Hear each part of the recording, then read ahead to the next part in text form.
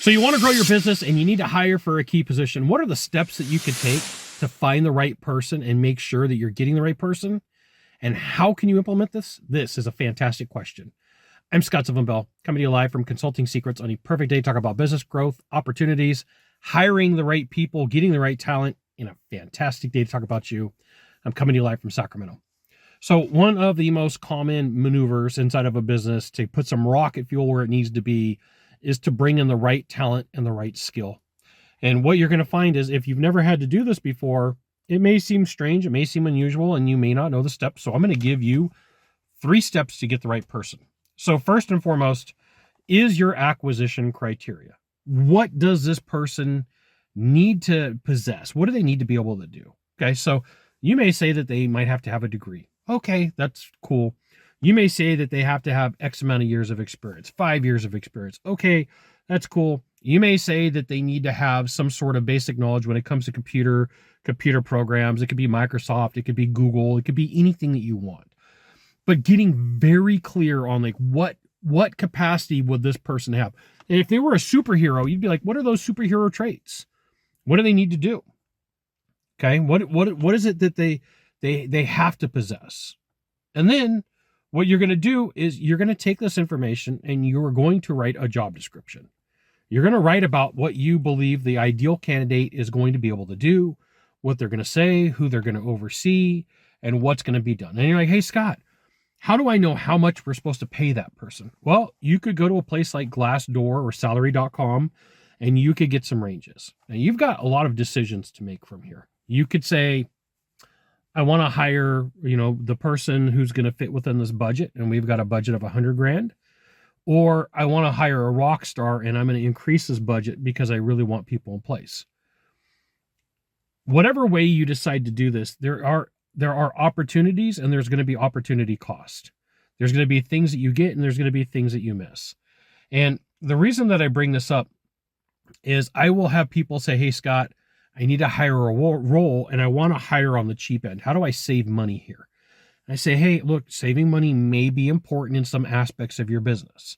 But if you're looking for top talent that it's going to move the needle, that may not be the place for you to do that. You're like, if you have the opportunity to hire somebody who at the bottom level makes $100,000 and at the top level makes 200, and you hire somebody at 350, they might. And I'm not saying they will. I'm saying they might have the capability of doing more than you could ever imagine just because of what they've lived through and what they've been through and what their skills, talents, and capabilities are.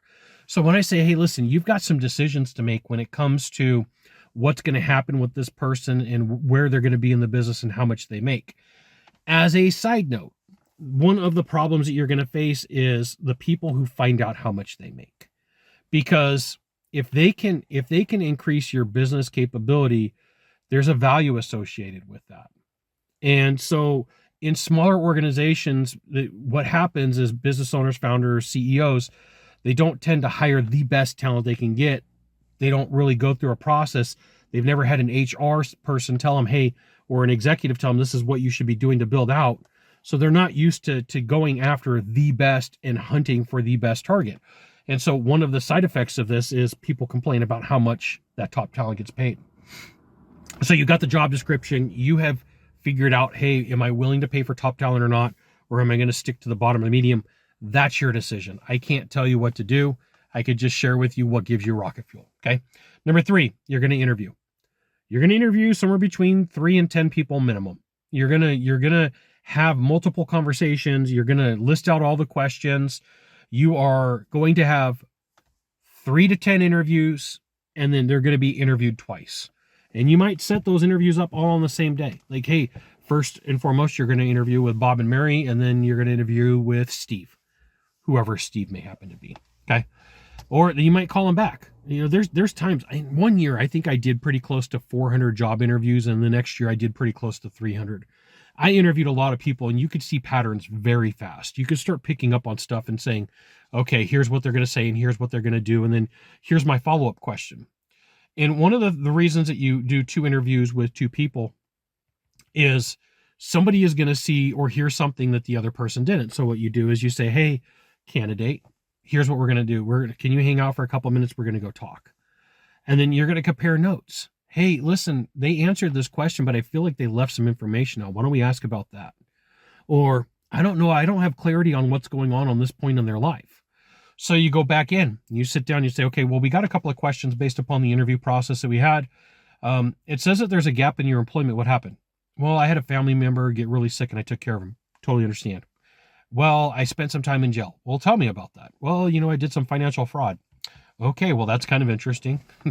Probably would make it so that you're not eligible to work in a financial role again. Don't know why you're hiring here, but that's kind of interesting. And then, so what happens is over time, you start building a cadence, especially if you do a lot of interviews with the same person that's on your side. And then if there is a problem in the department, you want to make sure that you're explaining, hey, listen, as you're going in, here's what you're taking over, right? You've got some issues with a couple of employees. You've got some issues with morale. You are not like, I think the mistake is to paint a rosy picture where there's not one. And people start saying, hey, well, all these things are amazing and all these things are good. And then the new person steps in and they're like, hey, I was sold a bill of goods. Like, this isn't going to work for me. I didn't want to do this. So if there's problems in the department, there's some people who are like, yes, I want this. And then there's some people who are like, I don't want to live through that again. There's certain jobs that if someone said, hey, do you want this? And I mean, if I have to, and it's the only thing that I could do and I've got to live through it again, I would. But like on the offset to take over in a role like that, no, I'm not interested. Right? So you're going to have the range of people who have those things. So you want to have your acquisition criteria, you want to have your job description, and you want to have your interview process. And here's the thing.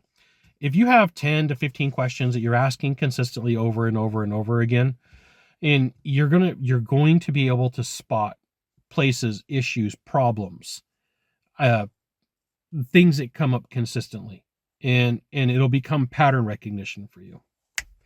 There you go. What do you do when it's time to hire for top talent? I gave you 3 ways to do this.